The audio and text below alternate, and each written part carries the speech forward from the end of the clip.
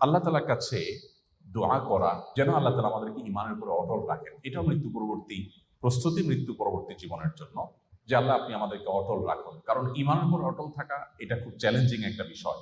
পৃথিবীর বয়স যত বাড়বে, পৃথিবীর আয়ু যত বাড়বে, ঈমানের উপর অটল থাকা তত কঠিন হবে। নবী করিম সাল্লাল্লাহু আলাইহি ওয়াসাল্লাম বলেছেন, এমন একটা সময় আসবে মানুষ সকালে মুসলমান থাকবে, বিকালে বেঈমান হবে। সন্ধ্যায় মুসলমান হবে, আবার সকালে বেঈমান হয়ে যাবে। অর্থাৎ ঈমানটা এত ঠুনকো হয়ে যাবে। পৃথিবী নানাভাবে মানুষের সামনে উপস্থাপিত হবে। মানুষের ঈমান দিন দিন দুর্বল হবে। নানামুখী ষড়যন্ত্র, শয়তানি ষড়যন্ত্র ঈমান হরণ করার জন্য তৈরি হবে। এগুলোতে ঈমান টিকিয়ে রাখা খুব কঠিন হবে। এই সময়টাতে একজন ঈমানদার আল্লাহ তাআলার কাছে দোয়া করবেন যে আল্লাহ আমার জন্য ঈমানের উপর আমি অটল থাকি। নবী সাল্লাল্লাহু আলাইহি ওয়াসাল্লাম দোয়া করতেন, ইয়া মুকাল্লিবাল কুলুব সাব্বিত কলবি আলা দীনিক। হে অন্তরকে পরিবর্তনকারী, আমার অন্তরকে আপনি আপনার মুখী করে দিন এবং আপনার দিকে আমার অন্তর যেন সবসময় ঝুঁকে থাকে, আপনি সেরকম করে দিন।